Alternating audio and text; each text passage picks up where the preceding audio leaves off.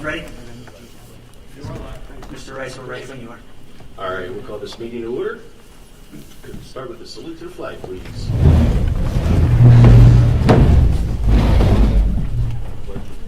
To the flag of the United States of America, and to the republic for which it stands, one nation, under God, indivisible, with liberty and justice for all. Mrs. Chandler, will you call the roll, please? Mrs. Manis Clemens. Here. Ms. Batitsky. Here. Mrs. Blomgren. Here. Mrs. Chaikin. Here. Mr. Cormack. Here. Mrs. Cullen. Here. Mr. Rice. Here. Mr. Russell. Here. And Mr. Wurs. Here.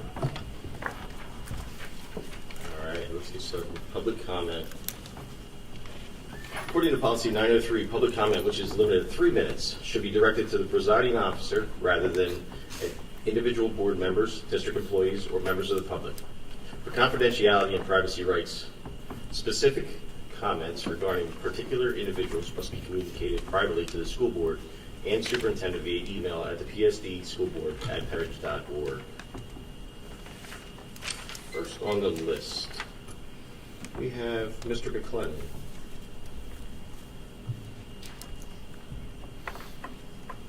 And if you could give your name and municipality, please.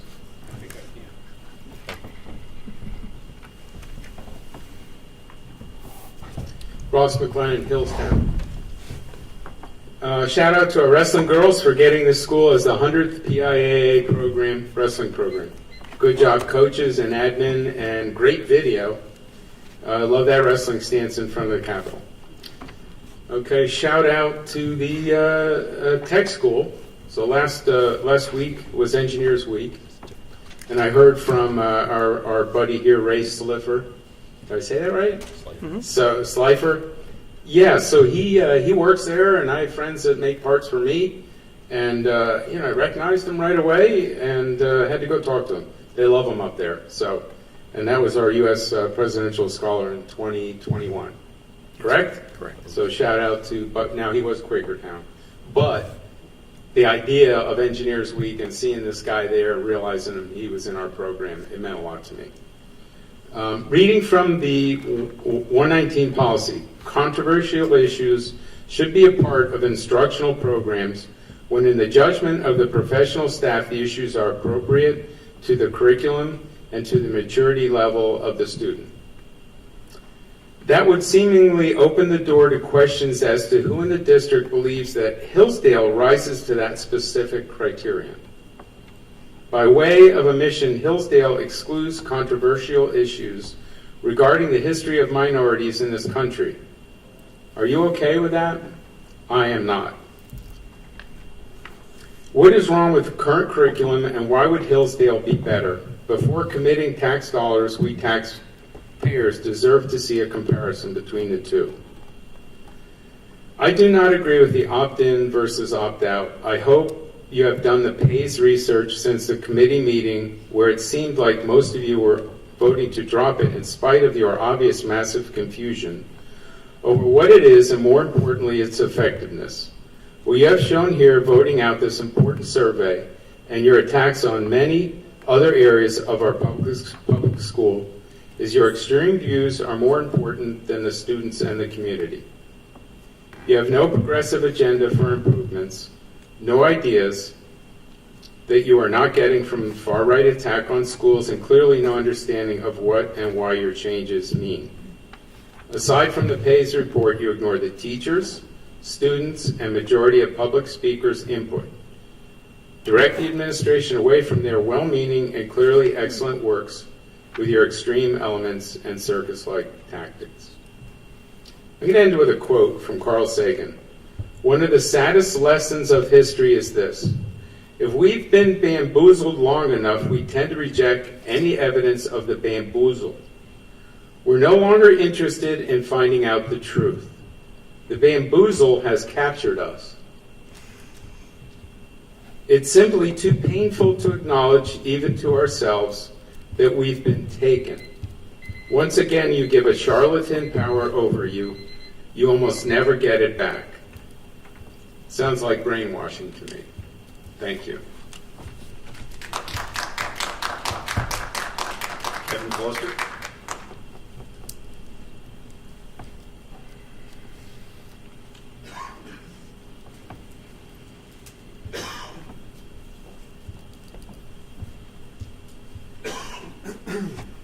Kevin Foster, Hilltown Township. I wanted to speak about Policy 119. Just reading directly from the draft policy, and before I start, I just wanted to ask, all the other documents are up on board docs well in advance of the beginning of the meeting, except for this one, which was posted right around 1 o'clock.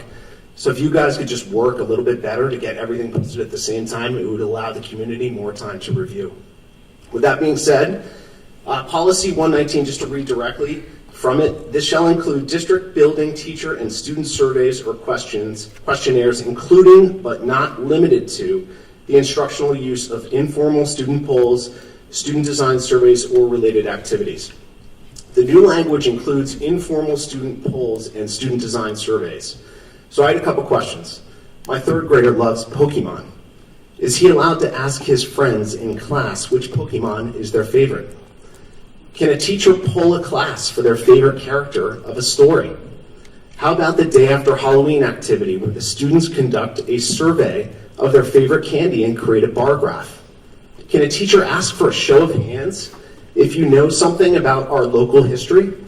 Can a statistics class carry cups of cereal around the cafeteria and ask students which they prefer? How about a tally sheet on the board to choose a class reward? Board policy language, including phrases such as but not limited to and related activities, covers almost anything. How should parents, teachers, and administrators interpret the meaning of this policy? What other normal school activities will be impacted by these changes? Will my children be censored if their playground conversation includes an informal poll? Will their teachers be prevented from teaching basic data literacy by the overwhelming task of collecting parent signatures for each classroom activity? If teachers are able to navigate this and certain students are opted in, will other students be asked to leave the room when choosing a class reward? But what is the true intent of the changes? Perhaps the board doesn't like the data that they have. So the answer is put bureaucracy in front of the collection of it. Perhaps you don't like that certain kids are being bullied, so no more formal surveys. Perhaps you don't like that children of certain backgrounds feel marginalized, so don't ask any questions. Perhaps you don't like that teachers have self-censored after the advocacy policy, so no more student design surveys. The solution you have proposed with this policy is going to impede the learning of a substantial number of students. I urge you to reconsider. Thank you.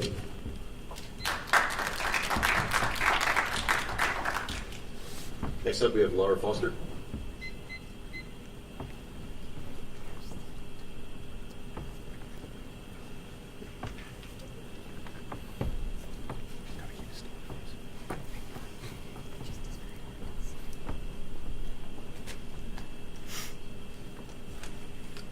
Hi, Laura Foster, East Rock Hill Township. We'll talk about Board Policy 119 and the addition of board approval over basically everything. So let's talk about the board and their decisions. Choosing kindness for kids costs nothing. Costs nothing, but we all know that that has not been the choice of this board. We know that being gay, being black, being brown is not a mental health condition. We all know that the reason that these kids are at risk for mental health struggles is solely because of the environment that they're in, not supporting them. This is their environment. Our school board systematically erased safe spaces for kids by literally removing safe spaces for queer kids, by whitewashing our history, by refusing to recognize Diwali as a holiday. This here is their system. Our school is a system, and at the top of the system is our school board.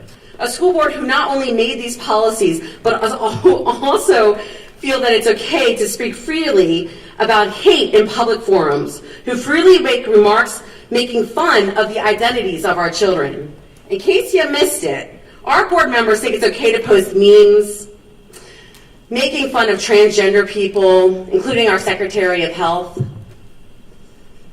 In case you missed it, they have targeted children on social media. If a child disagrees with them, they call them names, saying things like, "I'm seriously crying. He's a tag-along at school. I might try to low-key get him to be a leader in the Rachel's Challenge thing that we're going to be doing." Then they go on to reach out to an attorney to try to get that attorney to harass the kid. Parents, be warned. These are the people at the top of our system. They're the people who are writing policy to give themselves power over curriculum, over books, pretty soon over counseling. These are the ones that are instituting the radical neo-fascist nationalist political agendas into our schools. You know what this is? This is the foundation of systemic racism, systemic homophobia, systemic transgender hate. So now we have a school that has repeatedly seen incidents of racism. Black and brown kids being called slaves in elementary school. The N-word scribbled in our bathroom. QAnon graffiti in our parking lot. Queer and trans kids getting trash thrown on their heads in the bathrooms. Being told they should be shot. And our counselors being directed not to address LGBTQ plus issues. These, you know who they are, up here call this bullying. And they say that it's being addressed. These white nationalists are telling us that there's no racism here, no homophobia here. Pull yourself up by your Puritan bootstraps, follow the Florida agenda, and move on. Ask your kid if they've heard the N-word in this school and what was done about it.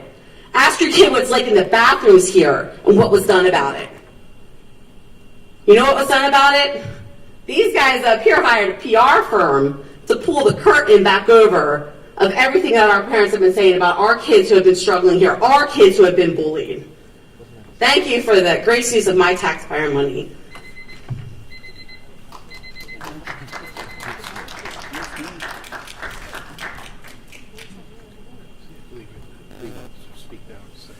Lee, did you want to speak, Mr. Rush? Did you want to speak now as well as the second period? Second period, Mr. Rice. Thank you, sir. Hey, Dr. Bolton, do you want to go to Snowman? Ben Hartman. What are you doing here? We have a special guest for Dr. Bolton. Got you on that one. How are you? I want to present to you guys tonight. Surprise! I didn't want to. I told my mom. He's up there. Yeah. Oh, I'll go say hi. Yeah. You get started. All right. I'm saying hi. I gotta get started. Good evening, Penridge School Welcome, Board. Ben and Sandy Hartran. Many of you probably remember we shared the presentation that they gave at the IU recently, and Ben has decided that he was willing to come in here and surprise our very own Dr. Bolton, who he knows very well, who was like a celebrity at the IU meeting, and he's here to share some of what he does and present to all of you. Good evening, everybody. I don't need a mic because I'm very good. Thank you all for coming out tonight. My name is Ben Hartran, and I'm on the autism spectrum. And tonight we're talking about my journey, never let go of your dreams. Look how cute I was when I was a baby, and now today as a grown man. So, the autism statistics. When I was first diagnosed, it was 1 in 200. Now it's 1 in 44. Boys are 4 times so likely to have it than girls. And no two people with autism are the same. And a quote from Dr. Stephen Short: if you meet one person with autism, you meet one person with autism. So here's my story. I was diagnosed with autism at the age of 2, started to go to school at age 2. At that age, a child should know 200 words, but I only knew 20. And our first angel, true story, was Miss Paul Barson, and she taught me how to talk. And now today I just talk, and there was no off button on me. Now, I have a question. Who likes to read? Come on, I have those hands out. Oh, I see all of you. That's good, that's good. When I was in 3rd and 4th grade, the school said, you're probably not going to read or write.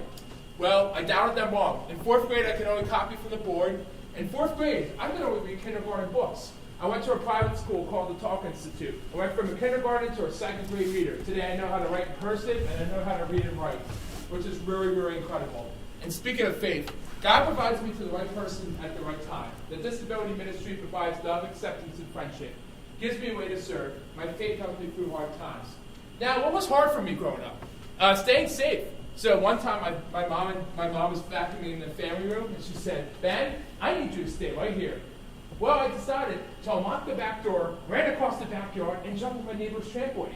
When my mom got a call from the neighbor, your son is on my trampoline. She ran across the backyard like Forrest Gump. I don't know if you've ever seen the movie Forrest Gump. And she came and got me that day. We had a hard time communicating what I was trying to express to her and what she was trying to express to me. Reading and math. You know, my mom back there is very good at reading, and my dad is very good at math. Not only do I have autism, but I also have a learning disability. And those 2 subjects are really hard for me. Now, who likes math? Anybody like math out here? That's good. A lot of people do. Making friends. It was really hard for me to make friends growing up. Stuck on thoughts. So kids with autism or adults with autism have a lot of thoughts stuck in their brain.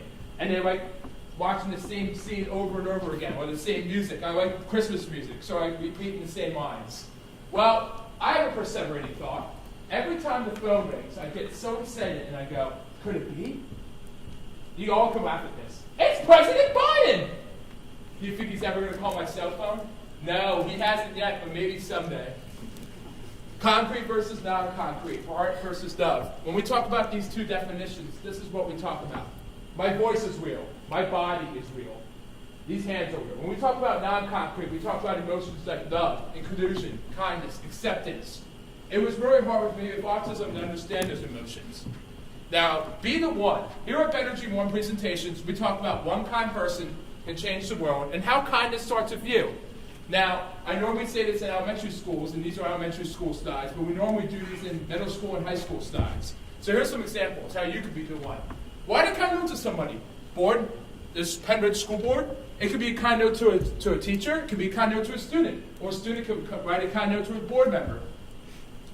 Help each other with work. For example, I feel like you guys should go out and be the one by going out to the schools and seeing how we can help each other and how we can be included in our conversations.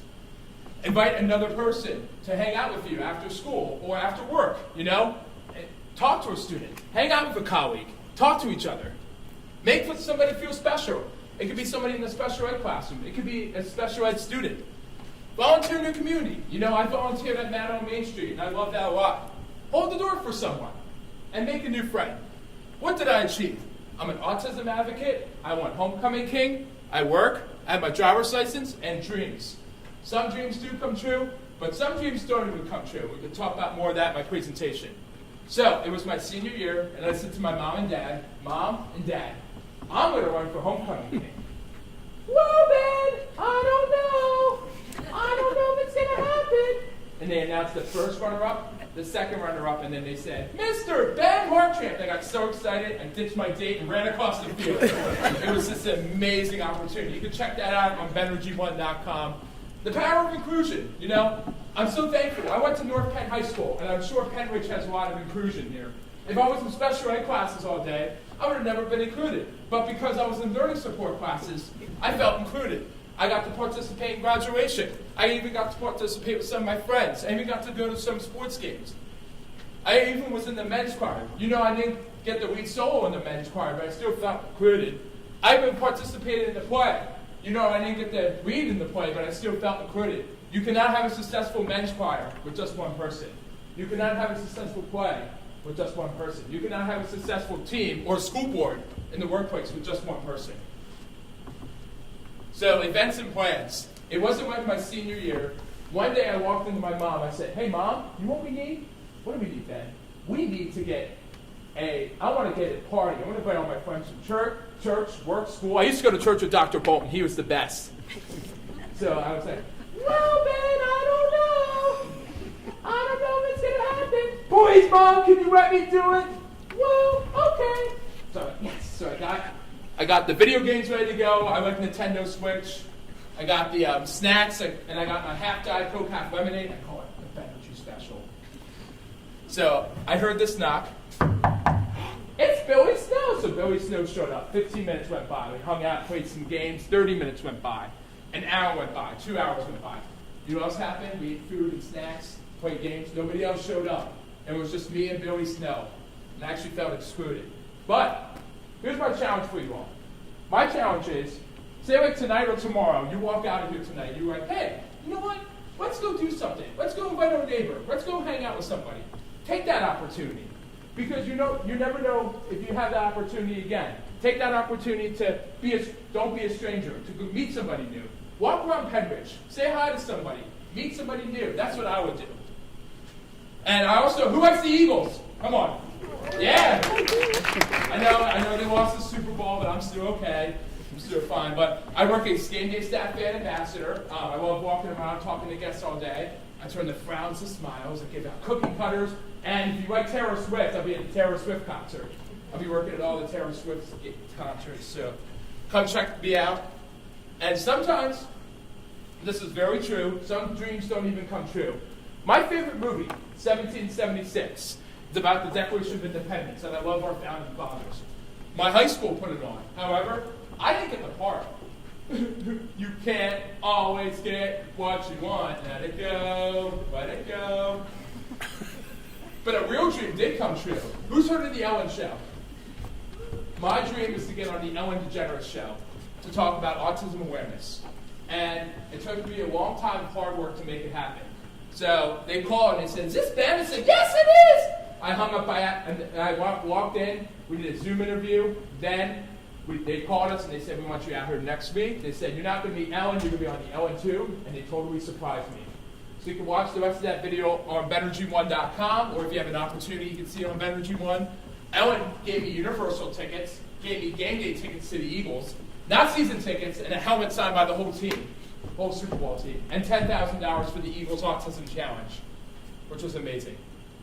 Eagles Autism Challenge was started by Jeff Roy. His brother has autism. They want to take awareness to action. I've raised over $85,000 since the EAC first started. Now, here's the main reason I'm here.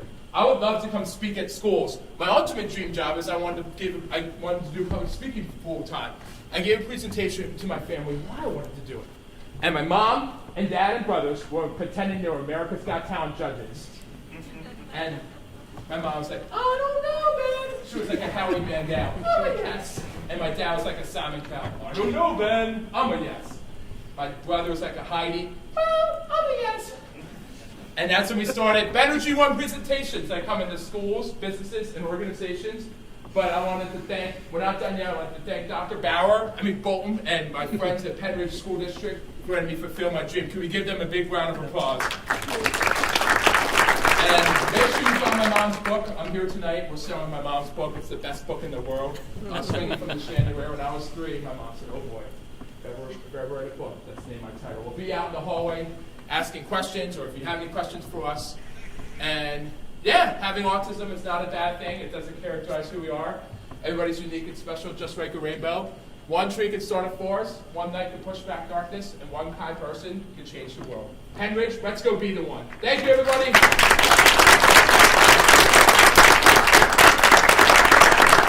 Ben, you are absolutely awesome. I can testify I've known Ben since he was little, and he has had this much energy since he was little, which is why Sandy and Glenn were swinging from chandeliers. But had such a great fortune. Our children are similar ages, and so I've had children who have grown up with Ben and have been in classes and done plenty of activities with Ben and had him in our homes and been in his home. So he's a wonderful young man, comes from a wonderful family, has such a heart for people, as you can see that, and especially the activities that he's involved in. So let's give Ben one more round of applause for being here.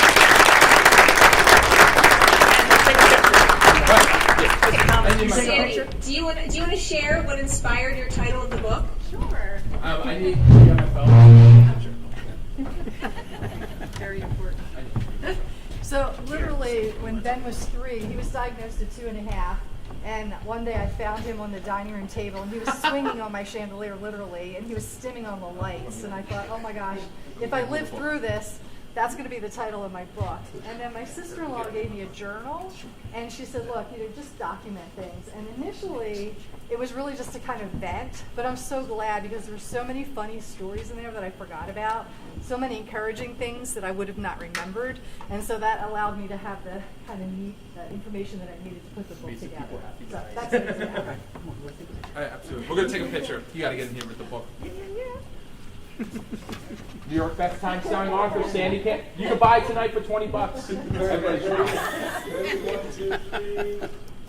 All right, guys, we got it. Thank you. Thank you. Good job, Cindy. Good Thank seeing you you again. We'll be in the hallway if anybody wants. Thank you. Oh, I was going to shake everyone's. Thank you. I didn't want to.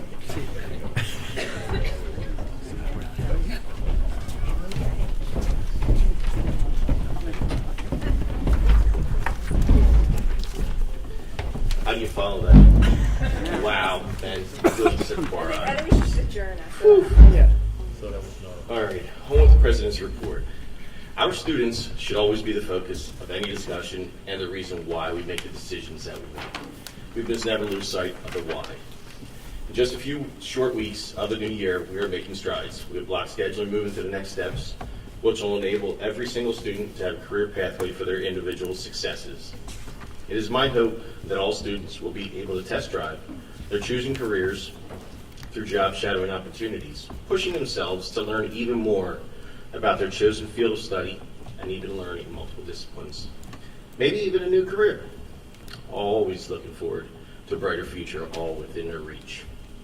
As we move into the budgeting season, Mr. Dahlberg's favorite time of year, we will continue to focus on how our tax dollars will continue to be focused on making sure they're spent in a responsible manner. We will continue to provide the necessary services to all our students while keeping our budget under control, stretching each tax dollar in an ever-increasing tighter economy. May and June will be the big months when you see the board vote on preliminary and final budgets for the 2023 and 2024 school year. No pressure, Sean, but I'm hopeful to see a record 7th year with no tax increase, and we have the potential to go 5th year with a balanced budget. No pressure, Sean, but I think we can do it. Facilities projects across the district are another big spend for the district. We have projects lined up for the summer of 2023. Some had to get the pause button pushed with the economy taking a bigger chunk of our funds than anticipated, but that won't stop us. We'll get them complete. We have the debt drop coming in the 2024-25 school year of $6 million, $13 million in 25-26 school year. And am I right in saying the end of 2028 we will be debt-free, Mr. Dahlberg? Did you hear that? We'll be debt-free at the end of 2028. What is not to love about this district? That's my report. Thank you. Dr. Gold. Thank you, Mr. Rice. Thank you, Mr. McCullough.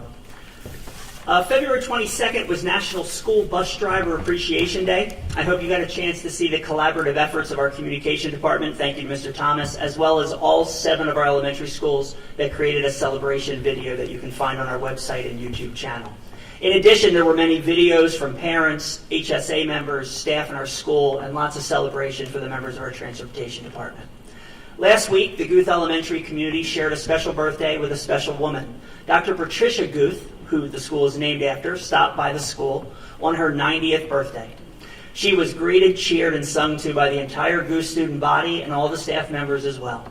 Happy birthday to Dr. Guth, and here's to many more. Next, we'd like to continue sharing some great news. Each month, I will highlight a few of our Share Your PSD Great posts that have been submitted by our community members and staff members through the online form. We would encourage you that as you think of something to nominate someone as well.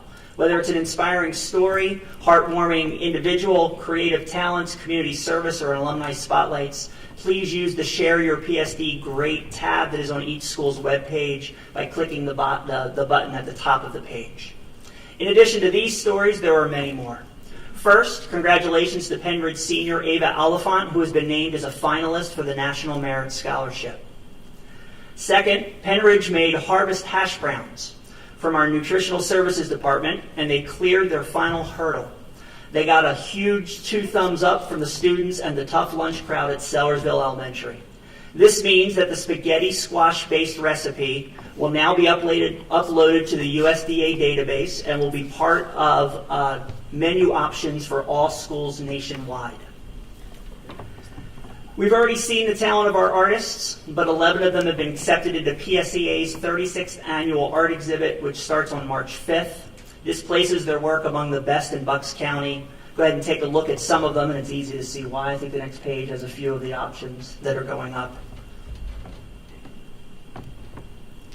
Some of Central staff and students were recently treated to lunch by the culinary students at the Upper Bucks County Technical School. The kids got to order for themselves and pay for their own meals while the staff got practice serving. This was part of Room 100's community-based instruction lessons. Finally, Penn Ridge became the 100th Pennsylvania high school to officially join the PIAA for girls wrestling. As the 100th school, we were invited to the Capitol last week as part of a celebration that officially sanctions girls wrestling as a PIAA sport. This means that girls wrestling will have its own state championship and will be added to the list of official sports under the PIAA. Had a wonderful opportunity. There were 4 schools that had young ladies who were currently on their wrestling program, and we have 2 of them, Sierra and Liz, who went up and were part of the press conference. They got to speak about what wrestling meant to them.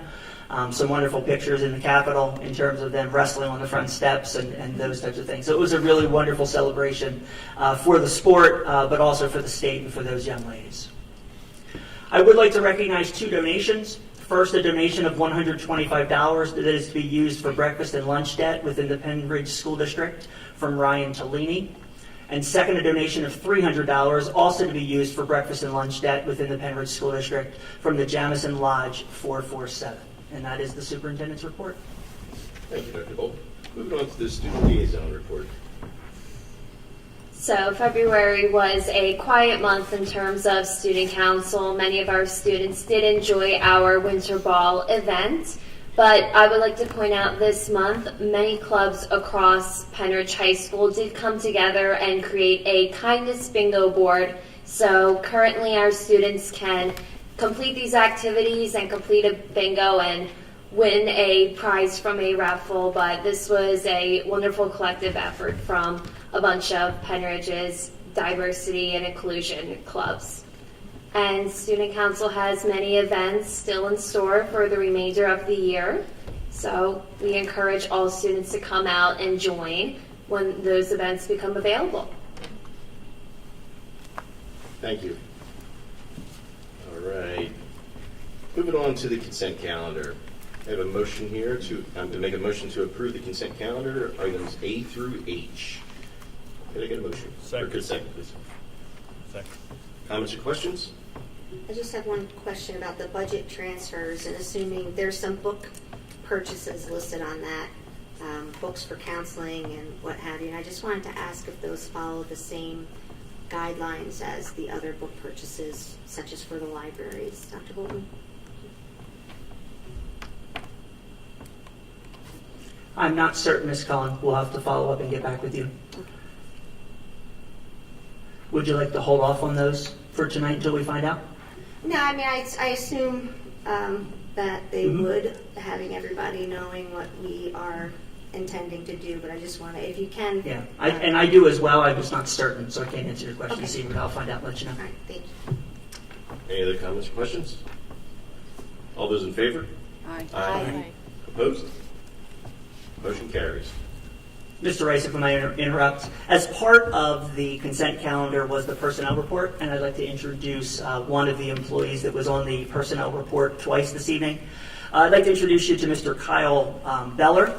Kyle, if you'd stand up, please. Kyle is on the personnel report. He's going to be a new business teacher at the high school. He's also on the EDR report, and he's going to be our next head football coach. And so Kyle and his wife Lynn are here tonight. Lynn, if you'd stand up, as well as their 3 children. I don't know if you 3 want to stand up or not, but you're more than welcome to. So if you please would welcome Kyle and his family to Penridge.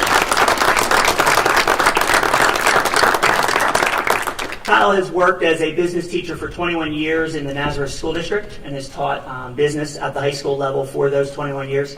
He's also held many football coach positions, from Deerfield being head coach, Whitehall defensive coordinator, Bethlehem Catholic. He was a secondaries coach, as well as some positions at Nazareth when he first was getting started. So it's really been wonderful getting to know Kyle. Because of both positions, we handled them separately. We've interviewed him technically 6 different times. One interview was back-to-back, so he was here 5 different times.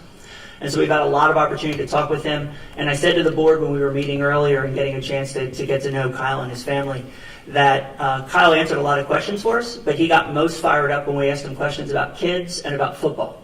And so it was really neat to see the excitement that he brings. We've learned from his wife tonight that he always does that she asks him a question and he draws a play.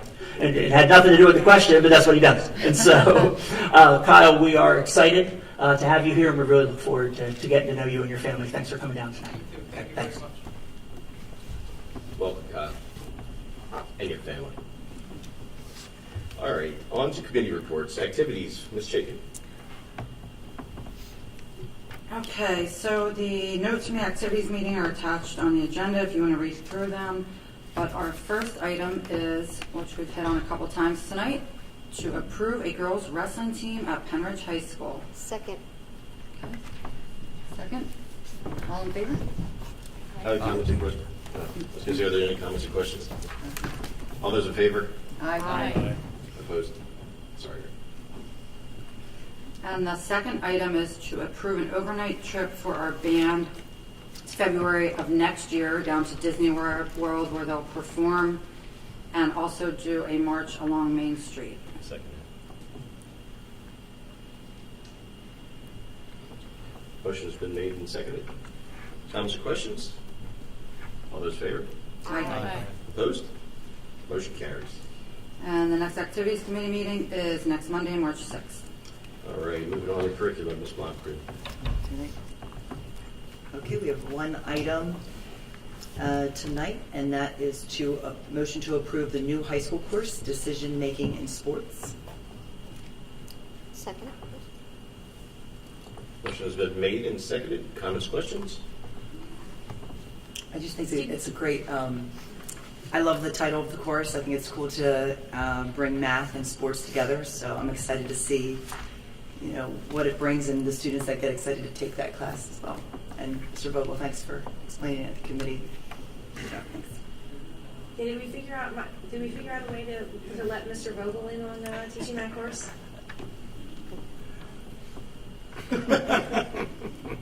So that's a yes, we did. All right, so we have a motion to second. All those in favor?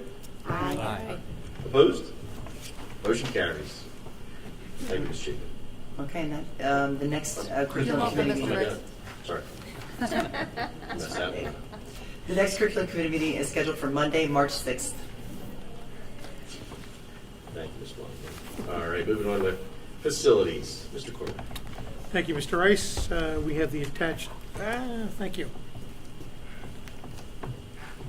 We have the attached notes if you need to read them. Second, we have a change order, a motion to approve a change order for Nice Construction, the amount of $78,500 for the installation of a snow scraper at Transportation. I'll second that. Motion has been made and seconded. Any comments or questions? All those in favor? Aye. Opposed? Motion carries. Next, motion to approve $0 administrative change order to form with a set of contract documents for all prime contractors awarded the Sold Shed and Operations Garage construction contracts. Contractors are Nice Construction Services, Inc., Hollenbach Construction, Micro Mechanical, Inc., Guy Cooper, Inc., Oliver Fire Protection, Security, and BSI Electrical. I'll second that. Motion has been made and seconded. Comments or questions? All those in favor? Aye. Opposed? Motion carries.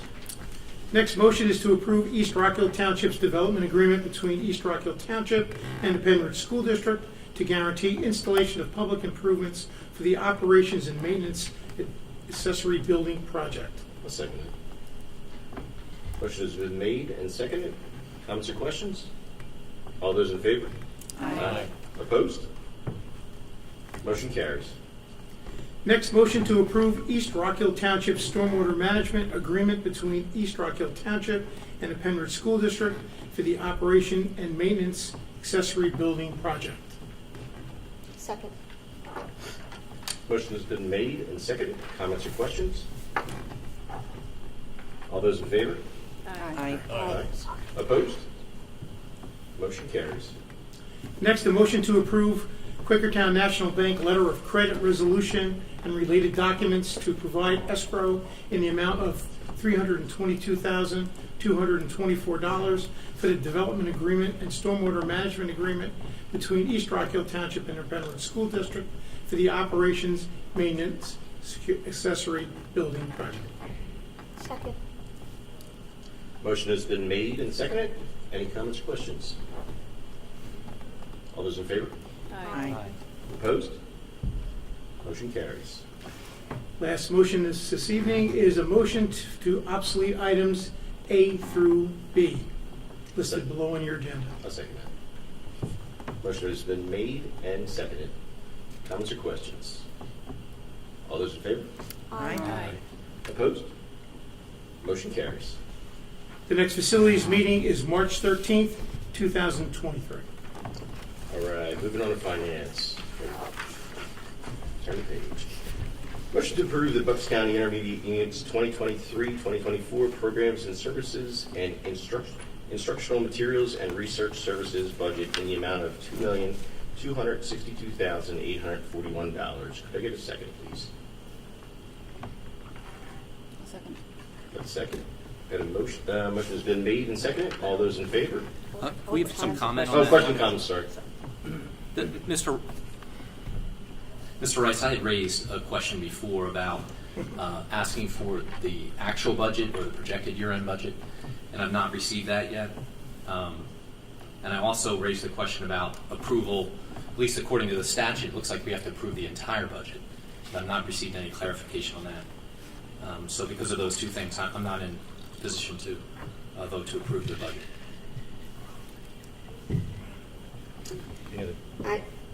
Was there an answer? Okay, so, and I had also asked a number of times about the inclusion of the Rainbow Room and Marlene Prey as a contact in the intermediate units resource guide. It's something here at Penridge that we've decided not to do, to not be associated with organizations of a political activist nature, and also, you know, because we've never really had the questions answered about the child protective types of things that you do just to ensure the privacy and safety of children. It's still on that resource guide, and while I appreciate the intermediate unit and the services that it provides, I feel that we should be looking out for all students. I'm glad that Mr. Hartranft was here today. He's a beneficiary of the kinds of services that the IU provides, but I think that we should be mindful of being supportive of all students and caring for all students. And with that item still in the resource guide, I can't support the budget. I would like to see them remove it. And so my vote of no is going to be, I guess, to make a statement to please get that out of the resource guide. Any other comments, questions? With Jonathan's questions, who would we reach out to receive that answer? Like to give the full budget? So he would ask those questions to the administration would ask the IU administration, and they would supply those documents. I answered all of the questions that he asked that I have answers to regarding whether or not we approve the whole budget. I've explained it in excruciating detail. I don't know how else to explain it. We do not approve the whole budget. We only approve the programs and services budget, as well as any other individual contracts that we contract with the IU for. So, you know, I've also asked numerous times, does anyone have any specific concerns about anything in the programs and services budget? And I got no responses about any specifics that anyone has concerns about in the programs and services budget. In fact, the response that I got from one board member is, as long as our administration is okay with it, I'm fine with it. So I'm a little bit surprised by the... Yeah, I think you're mischaracterizing my questions, but... that was about the programs and services budget. No, I said, you know, if we could do it one of two ways. When you do a budget, you don't do a budget over the last year's budget. You look at the actual expenditure. Because last year's budget could have been inflated. So if we do 10% over last year's budget, that's irrelevant. So I think when you're reviewing a budget, you want to look at the actual expenditures. The second thing I said was if Mr. Dahlberg was okay with it, then I would be okay with it. Because he's in the weeds on that, so he would know it. But I didn't hear any response to you. So I think to say that you responded to every question is less than accurate. I responded to every question. I don't speak for Mr. Dahlberg. And no, the last email. The last email. Well, you didn't refer to him. 15 emails. But and the second thing, the third thing, I guess, at this point was in the act itself. It didn't set forth. It was just the service budget. It said the entire budget. I mean, you keep saying that we have to prove the whole budget. Well, that's what the statute says, right? That we don't. So did you change the statute, or is it different than when I read it? You can reach out to the IU. I thought you were our representative to the IU. I have answered your question. You've not answered the questions. And you seem to think that there are different rules than the rules that... No, if you're not the representative to the IU, if you're not our representative to the IU, then let me know who I should go to. I can't vote at the meeting. Mr. Russell, you and a certain other board member have asked me to do every piece of work for you.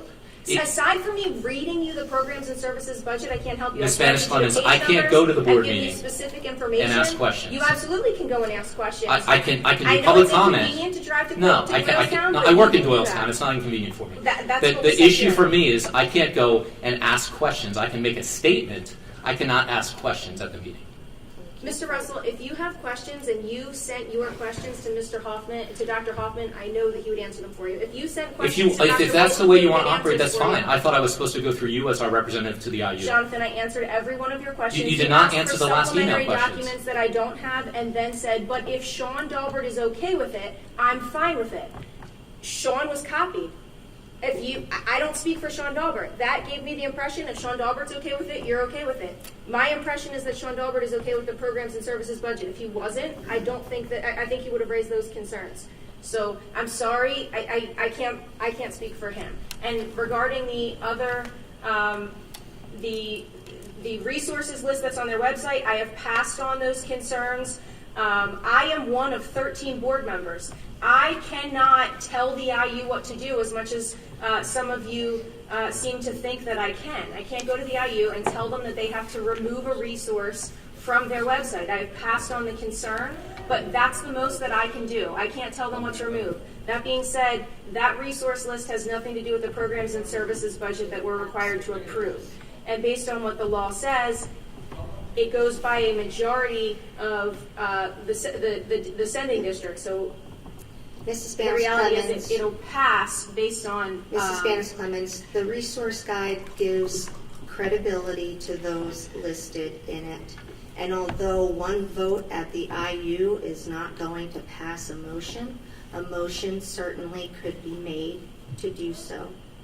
That is my point. As the representative of the IU, you could certainly make the motion. You could open up the discussion. I know there are other IU members in the county who are interested in having the discussion. So no, I don't expect your one vote to overrule the votes of the other 12 members, but you could certainly make it. And the suggestion that we as Penn Ridge board members, well, if you have an issue, go down there. As Jonathan said, we can go down there and we can make a statement, but we can't do back and forth during public comment. And most importantly, we do not get a vote.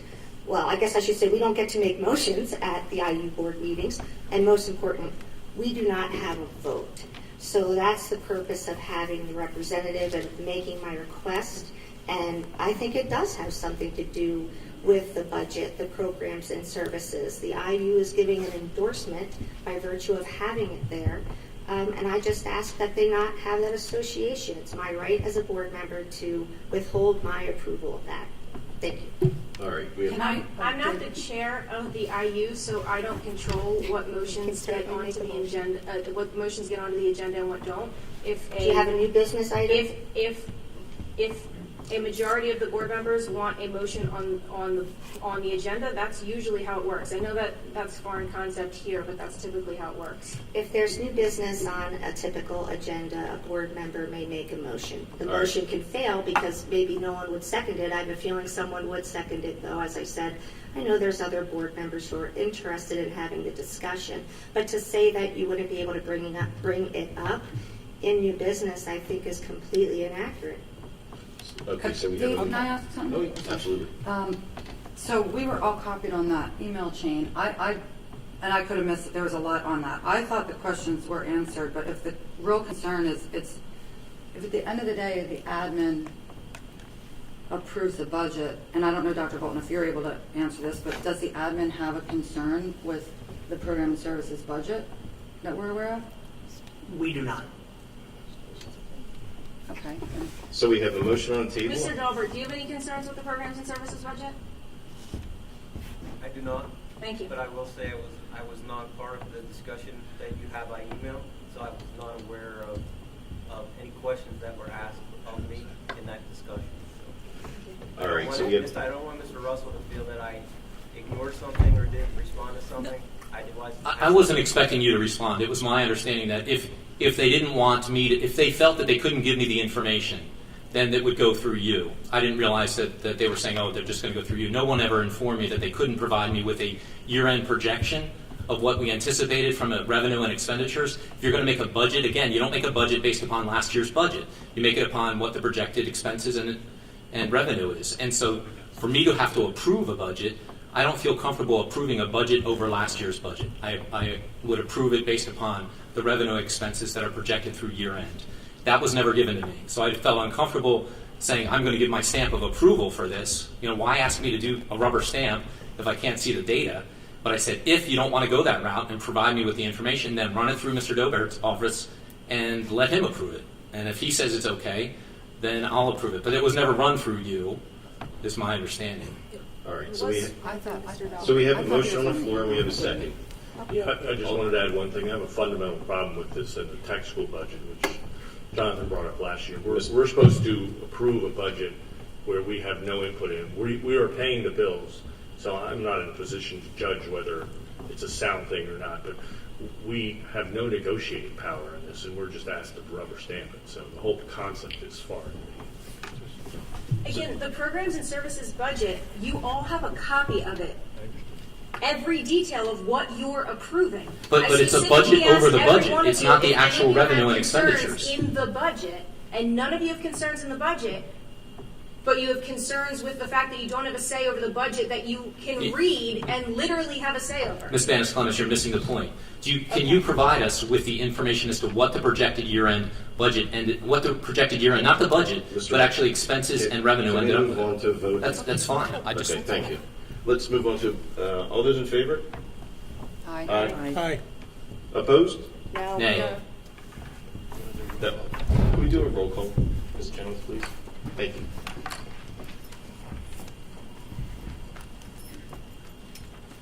Mrs. Banis-Clemens? Yes. Ms. Patisky? No. Mrs. Blomgren? Yes. Mrs. Chagin? Yes. Mr. Cormack? Yes. Mrs. Cullen? No. Mr. Russell? No. Mr. Rice? Yes. Mr. Wurst? Motion carries 5-4. All right, moving on to the next item. Motion to approve contracts A through D listed below. Could I get a second, please? Second. Thank you. Got a motion and a second. Comments, questions? All those in favor? Aye. Opposed? All right, motion carries. Approval for a 2023-2024 advertising of bids and RFPs. A through, motion to approve the advertising of bids and RFPs, A through E. I was reading the title. It was in bold. It caught my eye. Second. All right, we got a motion and a second. Comments and questions? All those in favor? Aye. Opposed? All right, motion carries. Motion to approve the high school Asian Culture Club, which is new. Second. Got a second motion and a second. Comments or questions? All those in favor? Aye. Opposed? Motion carries. The next Finance Committee meeting is scheduled for Monday, March 13th, 2023. Personnel, Ms. Jacob. Okay, so personnel, the meeting notes are attached from February 6th. First item is a motion to approve Mr. Bob Cormack as representative to Upbrook Technical School from December 1st, 22 through November 30th, 2025. I'll second that motion. Motion is made and seconded. Comments or questions? Just had a comment on Mr. Cormack, who, he isn't still in his tech school or JOC appointment period. My question is to our other representatives. Last year, as you know, in December, I made a decision. I was asked to allow Mrs. Banis-Clemens to remain on the tech school board, the JOC, and it was explained to me that this was really just something to be done for one more year because there were some matters that the JOC needed to attend to, and you all wanted to be able to have her there. My position was that she could have been an advisor in a role, didn't need to be on the committee itself, but to serve in an advisory role and allow someone else to have the appointment because, we like to rotate appointments around. And so the agreement was made that we would have someone else step in. The JOC appointments are for 3 years at a time. And so my concern was that, I said, okay, well, let's let this be for another year, but we're supposed to be spreading out things for board members to allow people to have opportunities. And I did have other people in mind, another person in mind for the tech school appointment. And at that time, it was said, okay, it will be for the year. But now I see that we are only approving Mr. Cormack as the representative. We're having Mrs. Banis Clemens remain in that role, and I just want to know what happened there, why we're not abiding by that agreement that we had, because it was to be for a year. And I think it is important to allow others who have interest to be able to serve in that role over at the JOC.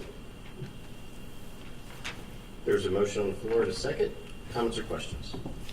There is an Articles of Agreement that oversees what happens at the technical school. There was never any suggestion that anything would be a one-year term. It would violate the Articles of Agreement. The Articles of Agreement clearly states that every year a different 3-year term is renewed. The way that we have done things here regarding the tech school is we facilitate in an alternate who then rotates in after being an alternate and getting accustomed to what's going on at the technical school so that they can step right in. We did not have an alternate at all last year to step in. We had a lot of legal issues and other things that were going on. There was no alternate who was up to speed. Again, this year there's no alternate that was up to speed. Mrs. Blomgren, who's going to be voted on next, has attended every single meeting since she's become the alternate. I think that she has set herself up so that next year she can rotate in and know exactly what's going on. The problem is if people don't show up, you can't put them in for a full-time voting position because there's a learning curve associated with joining another board. The idea is to spend that year actually attending the meetings, getting up to speed on what's going on, and then rotating in. Regardless, it's not legal to violate the Articles of Agreement, which is what we all abide by. Mrs. Banis Clemens, there have routinely been, and I can't remember a time we've both been on the school board for the same amount of time. I can't remember a time that we've held the alternates to that standard, first of all. Second, even though the bylaws say the term is for 3 years, that does not preclude a board member from resigning that position. Same way that our school board director terms are for 4 years or 2 years, or whatever the case may be when you're elected or appointed. That doesn't preclude you from resigning. And that was the understanding. And I think that it's important that we allow other board members to have the opportunity and maybe be a little gracious about, having people in different roles. And this idea that, well, you're going to hold on to something, it's kind of self-serving, isn't it? That, well, I'm in this role and I'm getting all of that knowledge and keeping someone else from obtaining the same knowledge, and therefore it will be a fulfilling thing where it will keep going. You could most certainly have stepped aside, and in fact you were asked to honor the agreement when the time was up, and you chose not to do that. But I'm happy to call the question and take a vote on Mr. Cormack. Can I actually, let's do it. I was going to say, there's a motion and a second on the floor. And all those in favor? Aye. Opposed? Motion carries. Next is the motion to appoint. Sorry, that's not me. That's fine. Next is a motion to appoint Mrs. Blomgren as an alternate representative to the tech school from also December 1st, 22 through November 30th, 23. I'll second. It's been a motion and a second. Comments or questions? Yes, Mrs. Blomgren, thank you for making the effort and coming to every single meeting and staying involved and asking what's going on and following the agenda. We rotate one board member in at a time, and it's really helpful when you actually stay up to speed. And I know that you'll be a huge asset to the technical school next year. The last alternate that we switched in was Mr. Rice, and he also diligently attended as an alternate and then rotated in when that next vacancy opened. So I appreciate all of your hard work and your passion. I know you've been really involved over there and getting to know everyone in the building, and I know how much they appreciate it, so thank you. All those in favor? Aye. Opposed? Motion carries.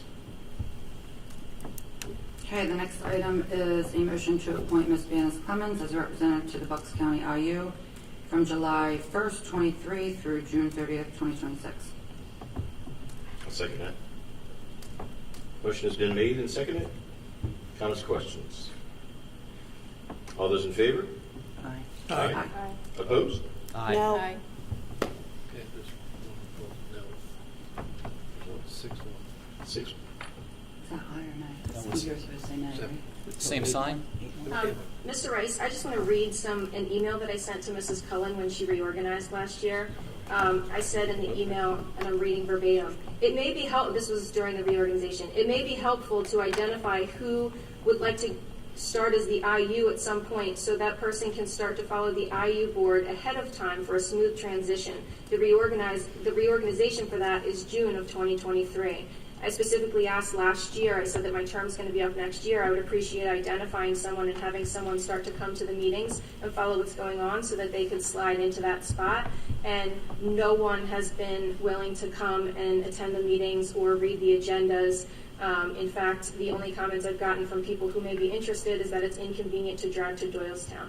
So, again, Mrs. I just think Davis people need to Clemens? actually show up and read things if they want to actually take on roles. Okay, Mrs. Banis Clemens, we already voted, but since you made a comment, you did send that email to me. I believe that on my list of choices, and other people, I know other board members sitting here currently, did express interest in being the IU representative. My vote against you this evening is because of the seeming reluctance to give voice to what we here in Penridge would like to see happen at the IU. And with the comments made at committee meetings of, well, if you have a problem, why don't you go to the meeting and say something? Okay, well, maybe we ought to have a different representative than to go to the IU meeting or the IU meetings and say that. I've also asked the IU to please broadcast live stream and have as recordings on YouTube just the same way that Penridge does. I've made that request for the IU to do that with their meetings, but so far I haven't heard anything back about whether they're going to do that. All right, so we have a board vote, I believe it was 6-3. Was it 6? Yes, okay, thank you. Motion carries. 7-2? Yeah. All right. Motion carries 7-2. Thank you. I don't know Oh, if our Moving on votes, to- were our votes recorded. Dave, were our votes recorded? Yes. Yes. I'm not sure 7-2 is accurate. I'm not sure. either. Oh, I believe it was 6-3, but we ought to check. Well, then just do a roll call. Yes. Would you do a roll call, Mr. Chenoweth, please? Sorry to chase you up there again. Apologize. Mrs. Banis Clemens, Yes. Mrs. Batitsky, No. Mrs. Blomgren, Yes. Mrs. Jagan, Yes. Mr. Cormack, Yes. Mrs. Cullen, No. Mr. Russell, No. Mr. Rice, Yes. Mr. Wers. Yes. 6-3. Motion carries 6-3. Thank you. Okay, next. This one might go smooth. We have an approval, or a motion to approve Madison National Life Insurance Long-Term Disability Renewal effective February 2023 through February 2025 with no rate changes. Second. Motion has been made and seconded. All those comments or questions? All those in favor? Aye. Opposed? Motion carries. All right, the next Personnel Committee meeting is Monday, March 6th. All right, on to policy, Ms. Dennis, please. Thank you, Mr. Rice. The policy committee met on February 6th.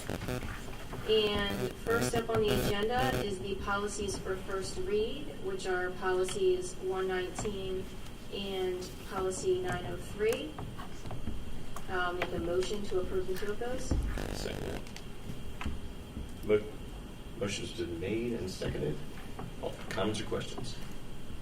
All those in favor? Wait. Aye. Hold on. What was the I'm sorry, the policy that was just sent out this evening or this afternoon, why was that sent out late? What was the issue with that? This was the one that was sent out this afternoon. 119 or 119, which is in first read. So what was the change that was made between our committee meeting and then now? What was the difference? The changes are what the board asked for in the committee meeting. Mrs. Summers did a lot of hard work, and I appreciated all of her thorough effort making sure that everything is detailed and says exactly what board members asked her to do, and put a lot of What's your time and understanding effort of into what it. she was asked to do? When we had this discussion, the suggestion was to put something into Power School at the beginning of the year for a data verification process instead, which gives the parents the option to choose whether or not they want to opt in or not. So that if you scroll down, it actually breaks it into categories. There's the district and building category, there's the teacher-generated survey category, and there's the student-generated survey category. And then students will have, parents will have the ability to choose whether they give permission right off the bat for their kids to participate in those surveys, or they request to review and sign off on all of those surveys before their child can participate. And it's broken down into each of those categories.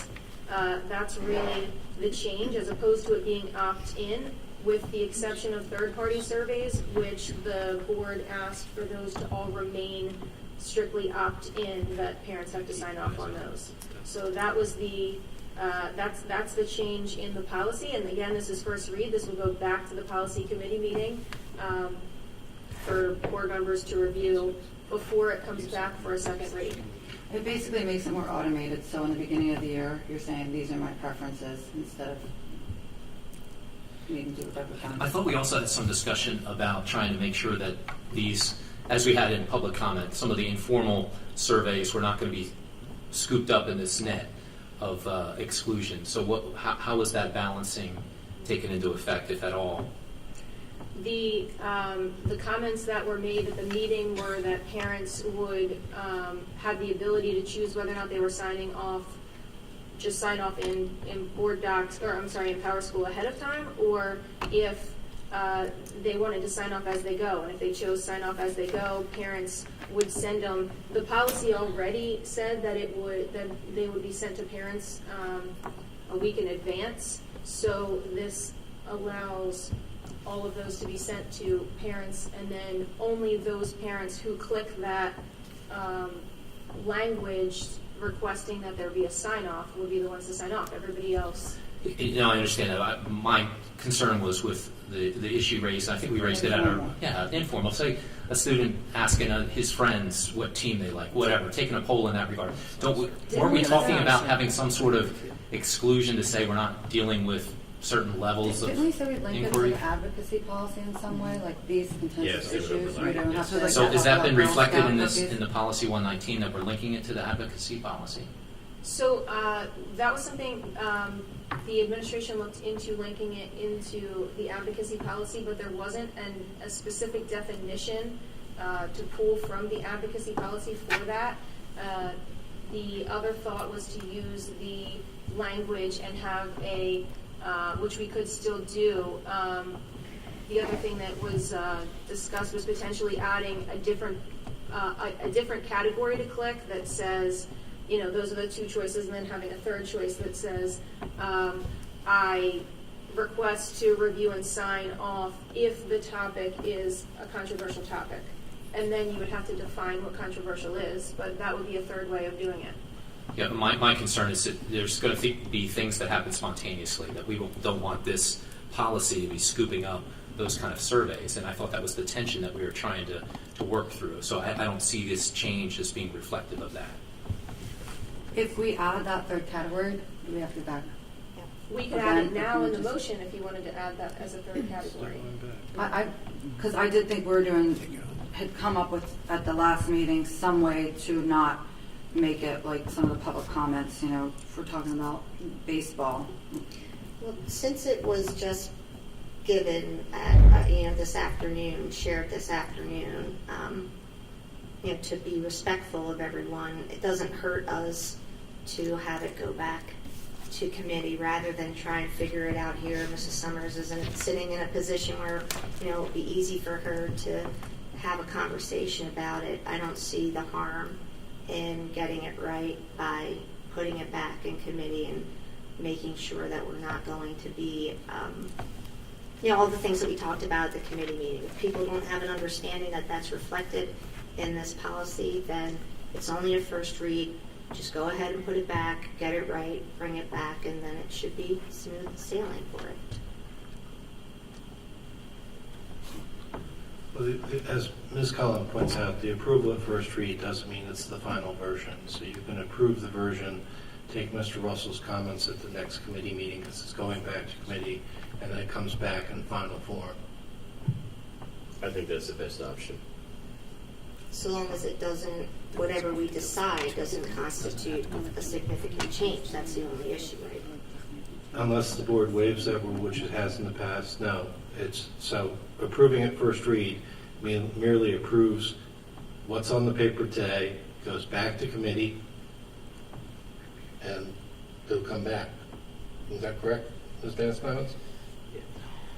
I wasn't able to digest it today. It came too late for me to be able to read it, so I'm not comfortable approving it without having been able to read it.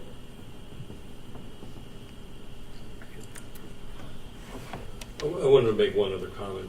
It was regard to the meeting, the committee meeting we had the other day about the PACE survey, and it kind of falls under this one, so I'm going to talk about it now. It was about the board's view was to stop doing the PACE survey, which I think most people are familiar with. To me, it's a mistake for many reasons. We are the only district, if we do this, who will not be in the county who is not doing the survey. All other districts continue to do this survey. There's a reason why schools, districts view this as very valuable information.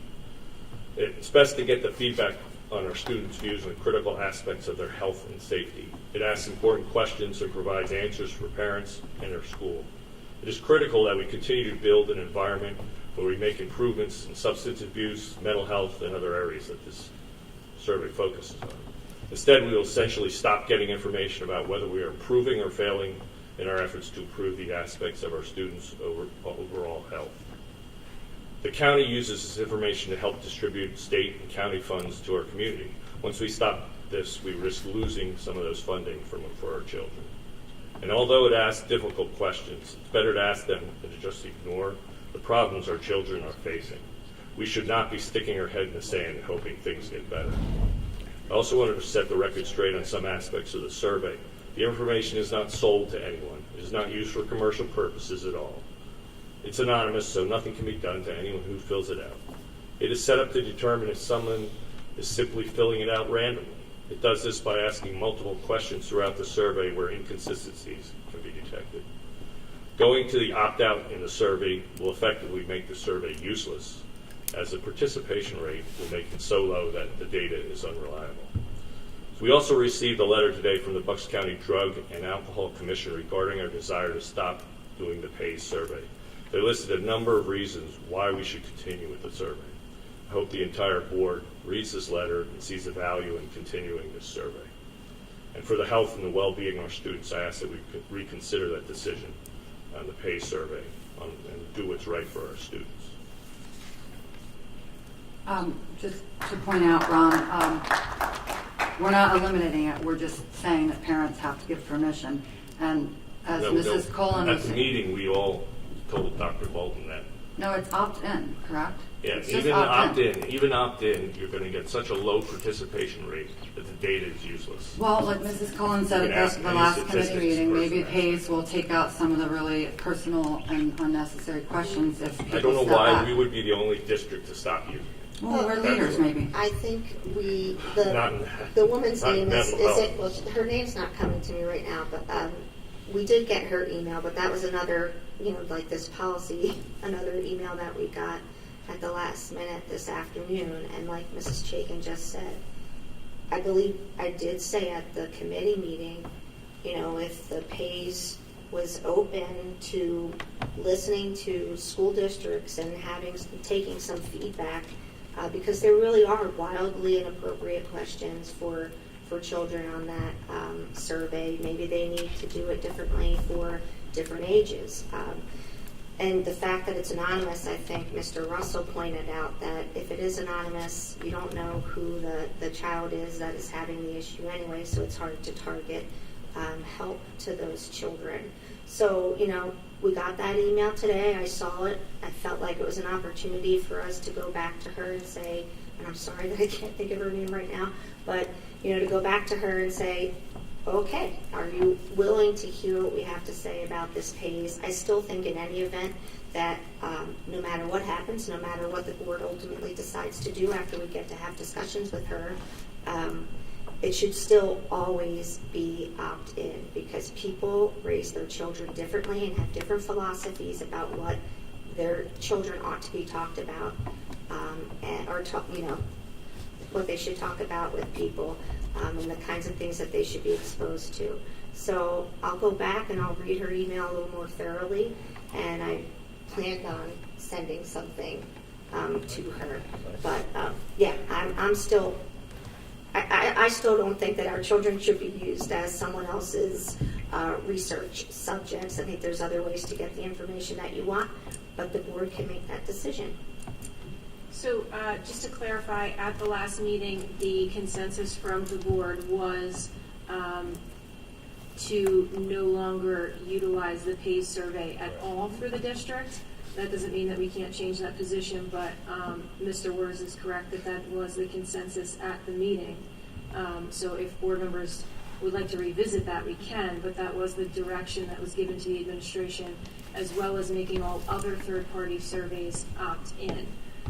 So that's what's reflected, that change isn't reflected in here, but if there, that was just guidance that was given to the administration. So I think that, if that's going to change, then we just need to make sure that board members share that, change that guidance and give different direction to the administration. Regarding the policy tonight and whether or not to move forward, it's, I don't have a preference. I don't know if board members want to add the controversial category, if they want to take out informal polling, and then send it back to committee so it can be reviewed again before it comes back for second read. Again, it's a first read. So I don't know if you want to go down the line and everybody kind of share their thoughts, and then I can modify the motion or withdraw the motion based on what board members would like to do. I would make a recommendation. We can just push it back to first read. We can. It's only first read anyway. Right. Just go back through committee again. Right. Rediscuss. I agree with that. And that's fine. And then we're just going to, so we'd separate A and B. So I'll modify my motion to approve just policy 903. 119. No, That's the I understand that the motion is to approve policy 903. That'll need a second, then we'll come back to 119. So 903 is public participation. Wait, hold on. Sir. You want to? I understand that 119 is going back to committee. Do we need to? So do you need me to make a motion to table? Should I make a motion to table 119 first? Go ahead and make the motion. I'll make a motion to table policy 119. I'll second it. I'll second. Fine. Everyone vote on that. Aye. Aye. There we go. So that's That was easy. Let's get it right. all right. So, and then policy, thank you, policy 903 is now on the order. I have a question. It says underneath guidelines, I guess that's page 2. Underneath guidelines in the green, it says the public comment session shall be limited to 60 minutes. But then in number 3, it says public comment periods shall generally last up to 60 minutes. So those seem to be at odds with one another. I would agree. I saw the same thing. And Generally, we have one 60-minute period at the beginning and one 60-minute period at the end, which the board has occasionally by motion allowed to continue beyond 60 minutes. And it would be I think, de minimis amendment to 903 to make clearer that it's 60 minutes at the beginning and 60 minutes at the end. Yes, the point is that the first section limits it to 60, so that's an absolute to me, and it shouldn't be in the policy that way, because it generally lasts up to 60 minutes. That's true, but if people show up and want to speak and it's more than 60 minutes, we shouldn't cut them off. I'd like to make a suggestion about modifying this. where it says the public and it would make it then consistent, where it says the public comment session shall be limited to 60 minutes. I would prefer that say the public comment session can be limited to 60 minutes and leave that up to the presiding officer so that that's a tool available, but that they have the ability to go above and beyond the 60 minutes. But in addition to that, my larger concern is the issue that arises, I feel like, more frequently than us having to go over an hour, which is if you look at number 4, where it says registered speakers who have not spoken will have the opportunity to speak first and use 3 minutes. That's with regard to the second comment period. If you come to committee meetings and you don't know what people are going to discuss, you haven't seen the presentations yet, you haven't heard the discussions yet, how can you possibly predict that you're going to have a question or comment about what you see when you come into the meeting if you have to sign up at the beginning of the meeting? I feel like you should have the opportunity at the end of the meeting to still speak, even if you didn't sign up, because you may have heard something that made you come up with a question or a comment that you'd like to make at the end of the meeting. So personally, that to me is the more important issue, is making sure that I would just say speakers who have not spoken will have the opportunity to speak first and use 3 minutes, and not leave it as registered speakers.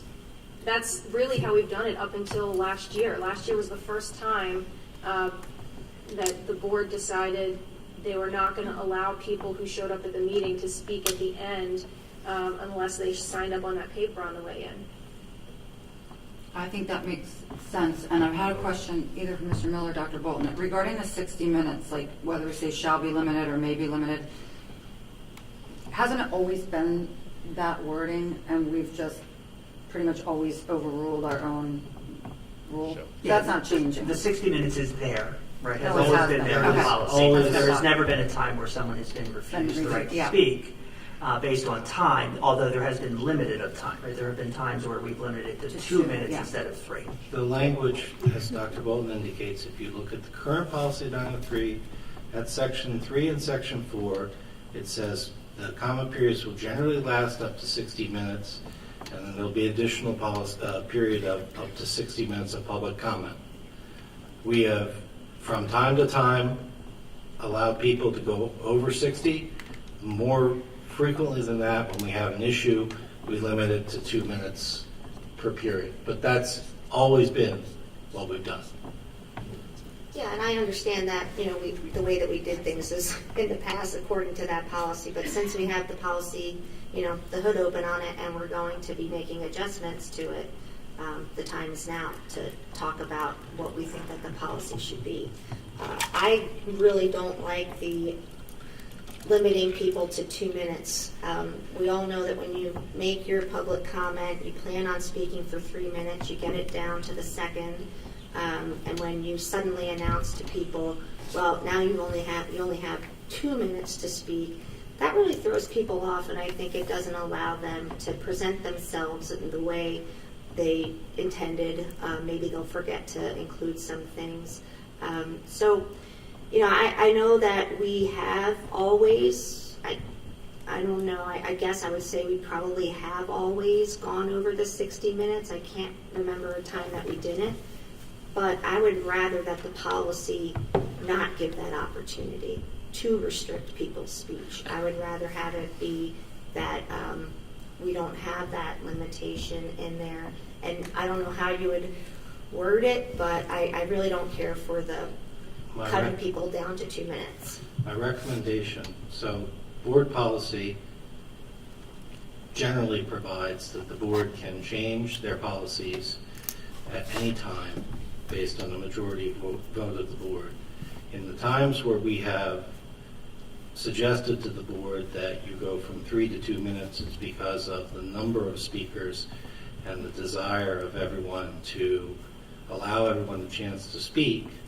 However, to keep the board meetings from going to 11 or 12 or whatever at night. The board, my recommendation is for the board to keep 903 the way it is in terms of the 3-minute rule, And if the majority of the board does not want to adopt 2 minutes because of the number of speakers, it doesn't have to.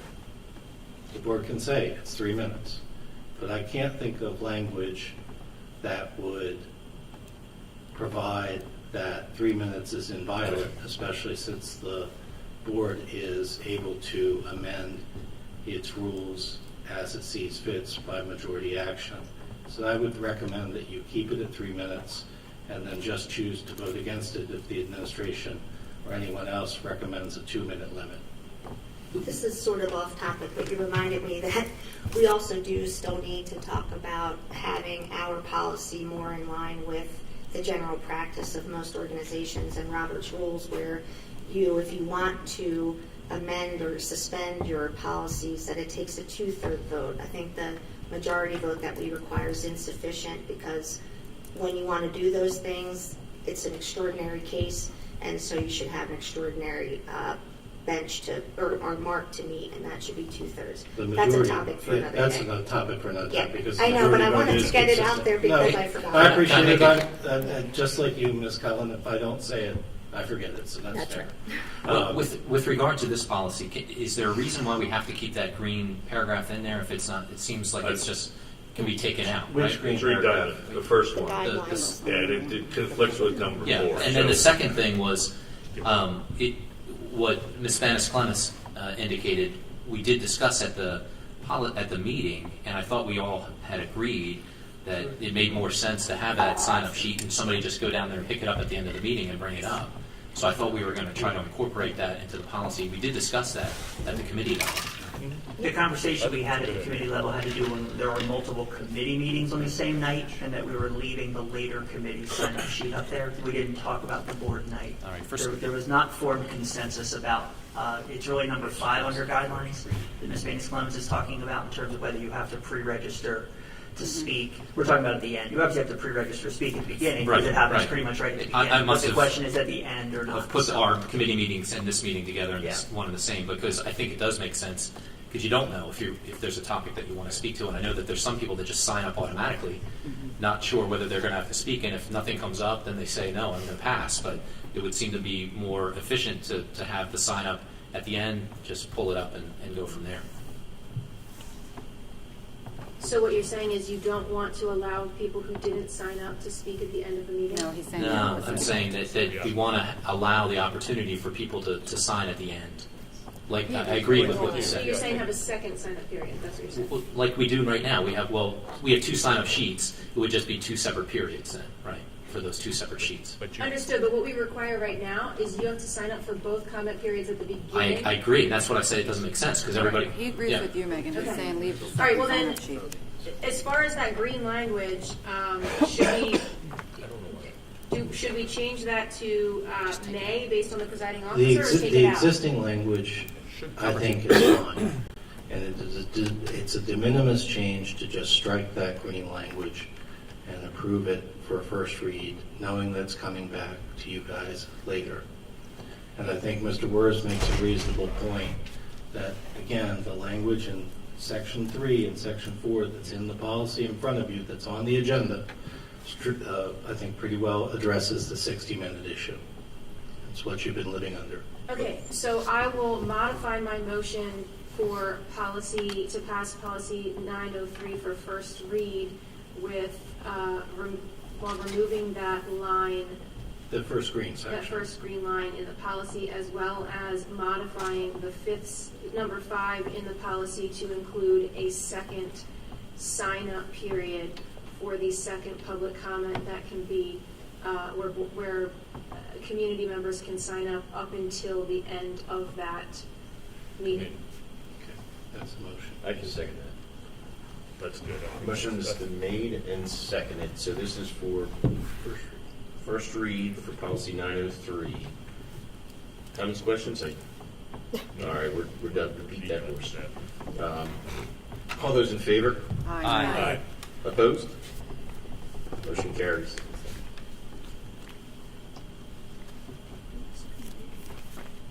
No, we still have to do that one. Okay, next I'll make a motion to approve policy 137, home education programs for second read. Second. Motion has been made and seconded. Comments, questions? All those in favor? Aye. Opposed? Motion carries. The next policy committee meeting is scheduled for Monday, March 6th. The IU, Ms. Benskins. Okay. Thank you. The Bucks County Intermediate Unit met on February 21st. And here are some of the highlights. There's going to be an open house for our Fab Lab from 2 to 4 p.m. on March 5th in Warminster. If you register by midnight, by a minute before midnight that evening, you will get an early bird discount. If you show up at the open house, you have a chance to win a free week of summer camp at the open house. This is for grades 1 through 7. It's a 5-week time period. Multi-week and sibling discounts also apply. It's from June 19th through August 21st. It's Monday through Friday. There's an 8 to 4 time slot. You can do 3 days. You can do 5 days. You can do mornings instead.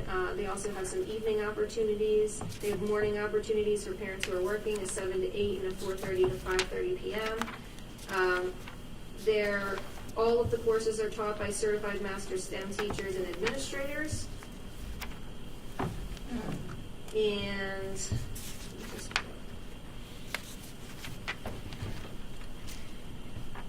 there was also a mini report on the Ambassador Academy.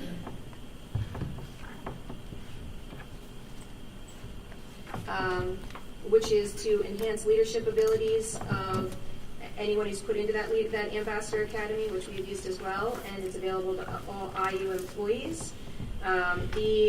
There's the Art on the Move. Research shows that working with the arts can increase student engagement and achievement. The Bucks IU Art on the Move program provides a collection of artwork to Bucks County schools, along with a multidisciplinary science, math, language arts, art, social studies curriculum written for that collection. It allows students to learn the social, cultural, and intellectual and historical and scientific background of the art. The artwork and lessons provide teachers a unique means of engaging students in learning within their own specific academic area. The loan of artwork culminates a community night for students, parents, friends, and other community members to share in the multi-subject responses to the artwork. You can find out more on their website with the artonthemove.net, and that's something that all of the sending districts can sign up to do.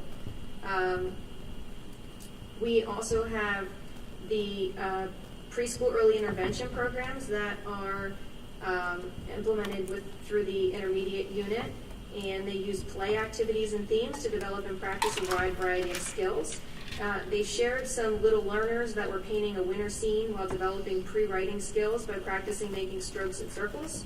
Fine motor skills are also exercised as children use their little hands and fingers to pick up, grasp, and manipulate the brush to paint.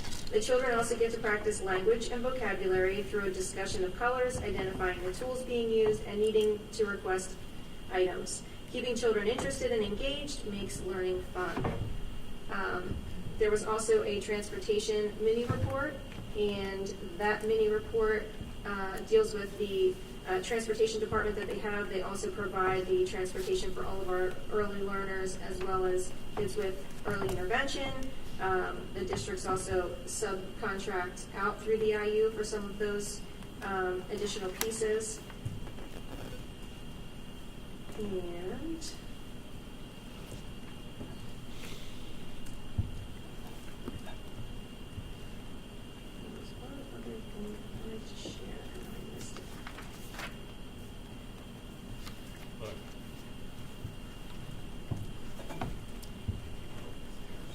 And the other thing that they supply accessible materials for students who are blind or visually impaired and may need educational materials created in a different format. So that's another service that they provide through the IU to help kids.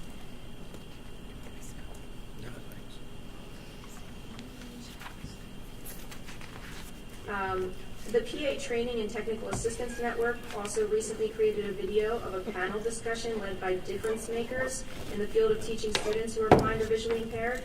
It was an honor for the Bucks IU's Amanda Whelan, teacher of the visually impaired, to be asked to be on that panel. As an ambassador of the Bucks IU, her fellow teachers of visually impaired, and especially her students, she was able to contribute her expertise with details on serving students with low incidence disabilities, those occurring in small numbers. The discussion also covered the great need for professionals with specifics and unique expertise required to support these wonderful students. And that's all I have. The Bucks IU meeting is scheduled for Tuesday, March 21st at 7 p.m. and it is open to the public. I just had a question on that. It looked like the Bucks IU provided some services for the school district of Philadelphia. Do you know what that related to? Our school districts provide services to anyone who contracts with us, so the different school districts all across. But on the this state. at this particular meeting, something was approved for over, looks like $3 million. And I just wondered what that was. So they pay us. Yeah, I know. We But offer what were the services that the Bucks IU provided? They're special needs services. Do we know specifically? Were you there to vote on this one? I did vote on it, yes. And the other one was with Merckey funds for Merckey Philadelphia. Do you know what that is related to? Those, again, are services that they're contracting through the IU for.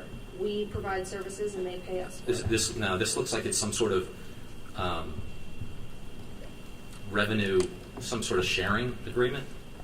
Merckey Philadelphia, utilizing funds, in the amount of $89,000. So we have all kinds of sharing agreements where we have different districts who go in on different contracts together. But do you know what this is? What this contract relates to? I mean, I can look it back up and look at the details. I mean, it's all in board docs. Yeah, I just wondered if you were there, if you could tell us what it relates to.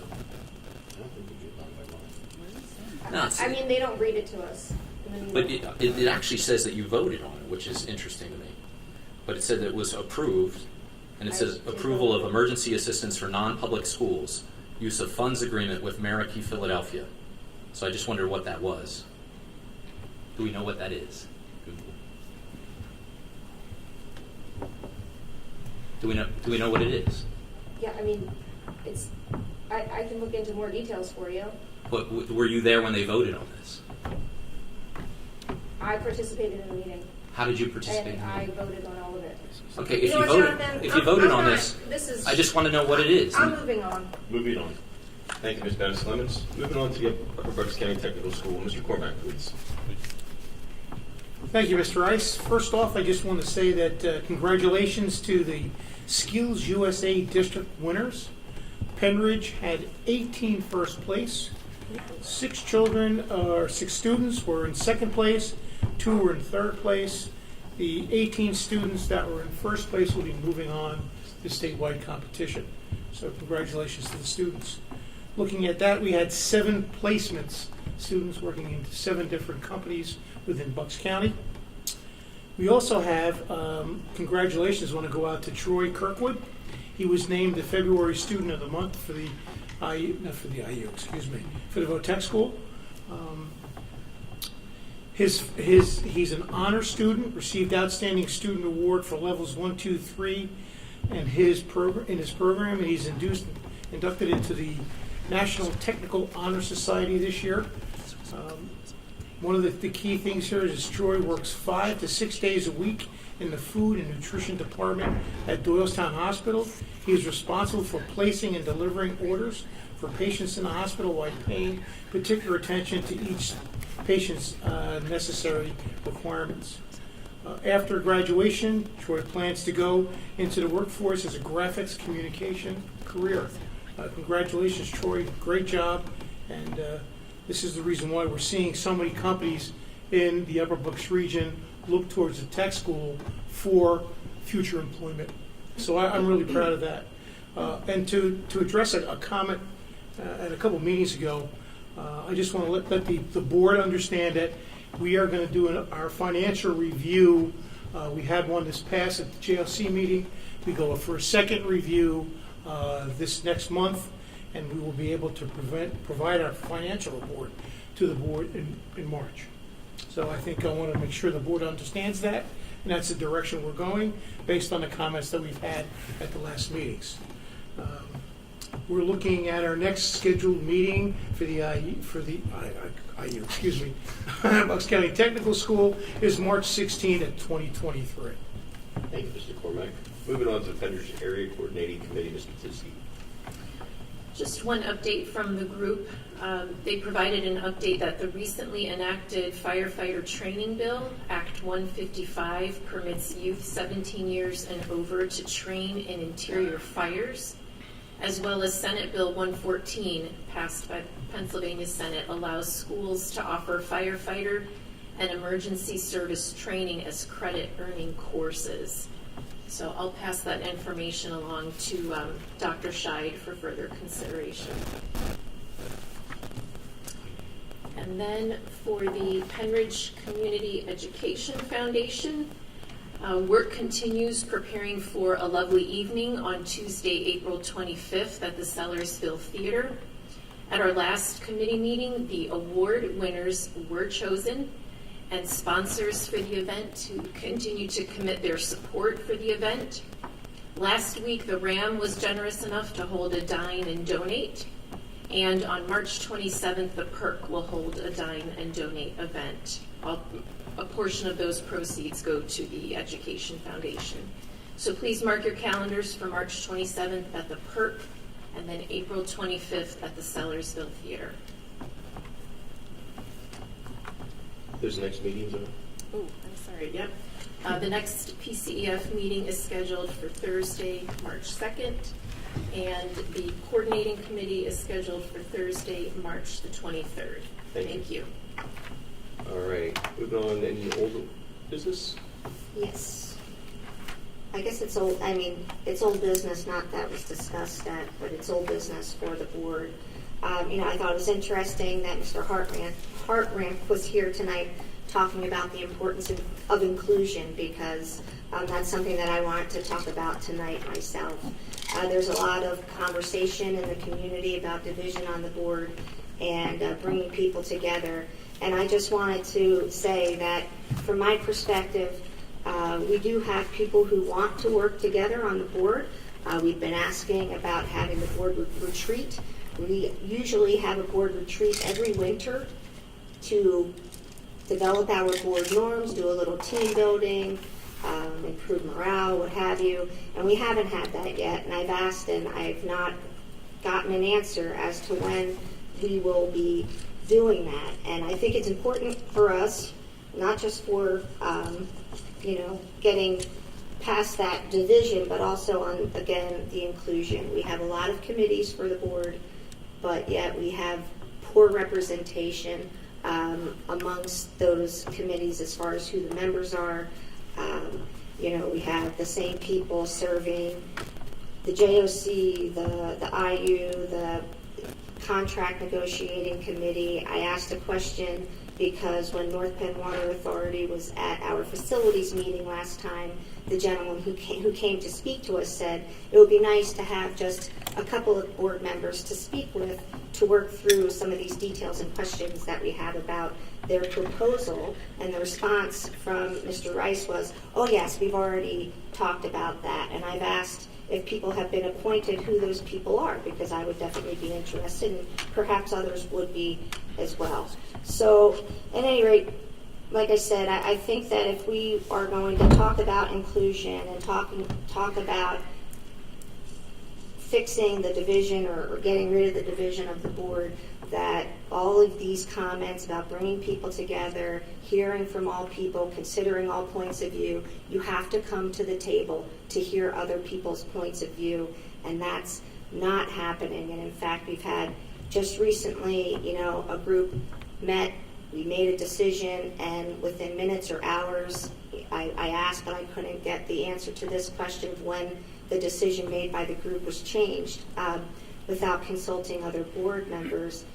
We can't operate like that, where you have a group of 5 people who make decisions and think that all they need to do is converse amongst themselves. And I want to be very clear, I'm not saying converse together, because that obviously would be a violation of the sunshine laws, but when you have just 5 people seeking to have agreement amongst themselves and then changing decisions that have been made by a group of people, That's not a good way to function. So I would ask you, in the spirit of Ben's comments tonight, to be more thoughtful about including the entire board in the decision-making and deliberations.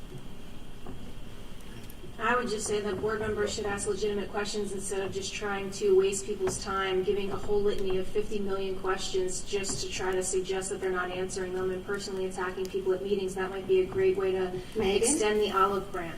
I asked some specific questions. I asked who was appointed to the North Penn Water Authority Subcommittee and when. I asked, when are we having a board retreat?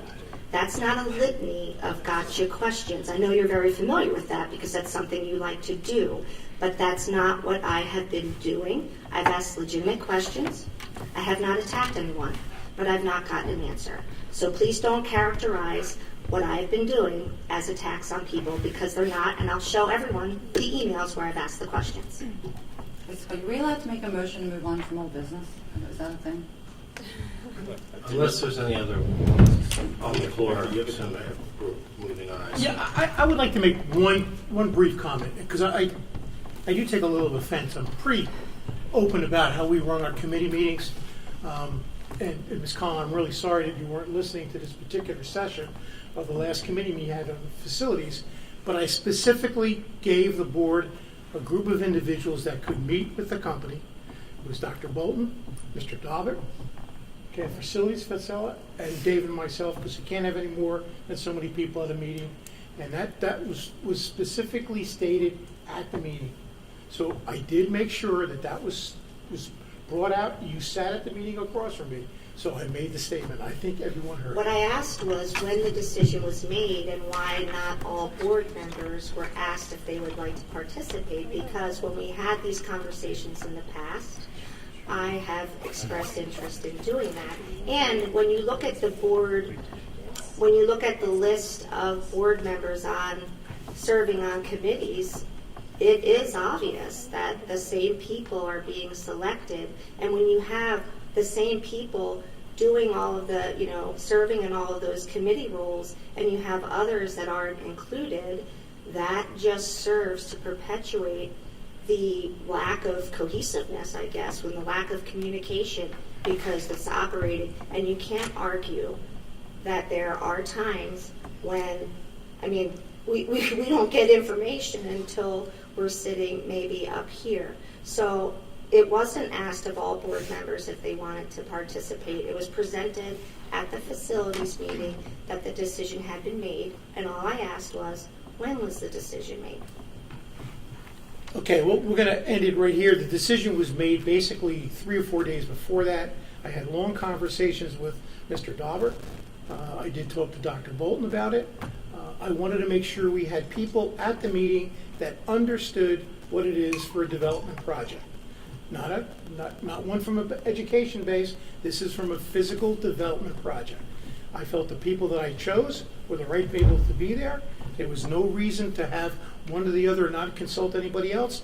It was based on their particular knowledge, and that's what I wanted to touch base with. Okay, but in the past, we've always asked board members, and, with the collective, and you can sigh if you want to, but for example, when I tried to appoint people to the collective bargaining committee, I was told that a majority of board members didn't want me to do that they wanted to wait for the new leadership to appoint people to the collective bargaining. And as it turns out, it's some of the same people that are serving on the IU and the JOC. My point is that we are not utilizing all board members effectively.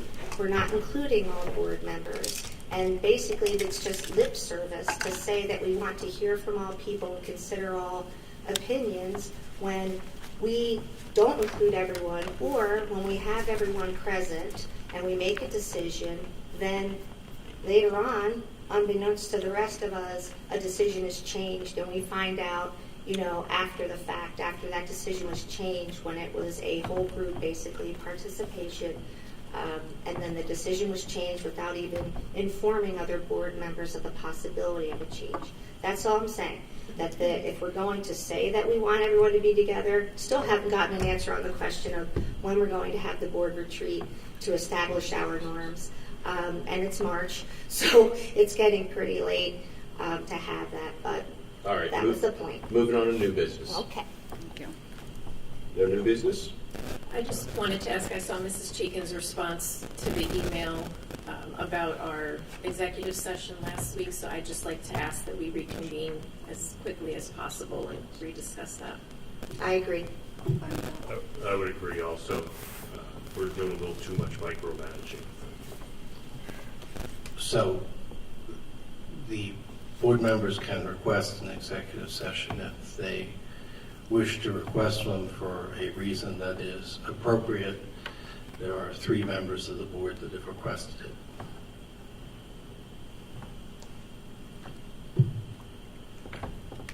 Let's do it. We still have public comment.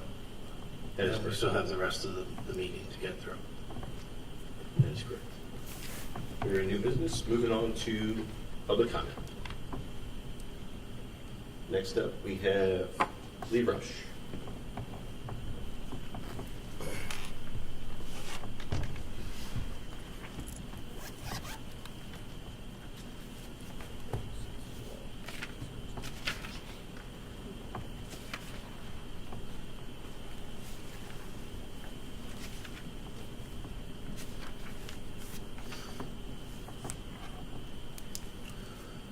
Good evening, everyone. I had some other prepared comments. I'm glad I waited to the end of the meeting. My better self tells me just to stick to my prepared comments. So I guess I wanted to start by just asking everyone, can you imagine living in a community where instead of asking people, how are you doing, when people greet each other, you would say a different phrase? My name is Lee Rush. I live in Percy, by the way. Been here my whole life. Been working in the field of prevention for my whole career. We heard a story years ago in Africa in one of the tribes, I believe it's called the Maasai, some of the most fierce warriors on the planet.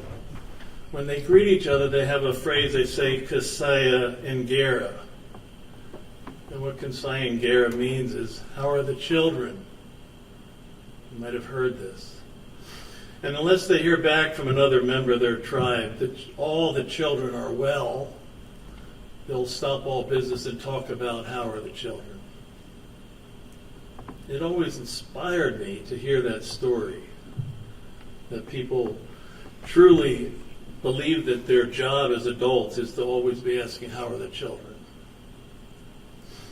And I can provide a little bit of history tonight, and I'm probably going to run out of time as I watch my clock. But 23 years ago, I was a member of a group of citizens here in Penn Ridge. About a year after Columbine, came here to Dr. Kish and the board, and we asked that question: how are our children doing? Could what happened in Columbine ever happen in Percy? People would think not. So one of the things that we suggested is we needed to listen to the children and ask them questions. And the only way we knew at that point was available was the PACE survey. And Dr. Kish said, we've never done it here. I said, I know, but the world's changing. So I guess tonight I just heard that the policy was put back to committee, so I'll try to get to that meeting if I can. I'd like to learn more about the county's request for dialogue, and I think that the decision is so important that it's good we're slowing down a little bit. There's literally thousands and thousands of people that will be affected by your decision, whether or not to do the survey, and if you choose to not do it, it'll be, I think, a real loss, because we'll lose the voice of 2,000 young people in our community. Just one last comment, then I'll wrap up. I'm probably done.